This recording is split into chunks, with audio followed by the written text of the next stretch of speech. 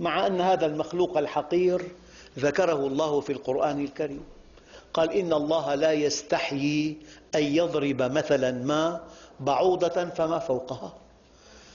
وضعت البعوضة تحت مجهر إلكتروني بكبر 400 ألف مرة، فإذا في رأسها 100 عين، وزن البعوضة 1/1000 من الغرام، في رأسها 100 عين، في فمها 48 سنا، في صدرها قلوب 3، قلب مركزي وقلب لكل جناح، وفي كل قلب أذينان وبطينان ودسامان.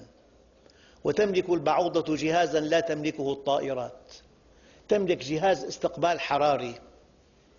هي ترى الأشياء لا بألوانها ولا بأشكالها ولا بأحجامها، ولكن ترى الأشياء بحرارتها فقط. الغرفة بالشتاء الحرارة 5، الطفل 37، لا ترى إلا الطفل، مع جهاز تحليل دم. ما كل دم بيناسبها، تأخذ عينة بعدين بتمص.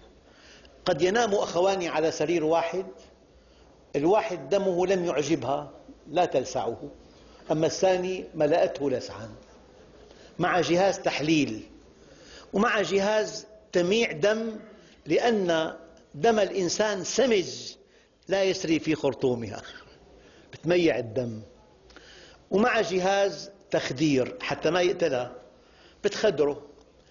لما تنتهي من مص الدم بعد ثواني بينتهي مفعول التخدير، بحس بلسعة البعوضة يضربها بكل قوته، هي في سماء الغرفة تضحك عليه، مع جهاز تحليل، جهاز تخدير، جهاز تمييع، في برأسه 100 عين، بفمها 48 سن، بصدرها 3 قلوب، مع جهاز استقبال حراري. هي البعوضة. أما خرطومها فيه 6 سكاكين، 4 سكاكين لإحداث جرح مربع، وسكينان تلتئمان على شكل أنبوب لامتصاص الدم.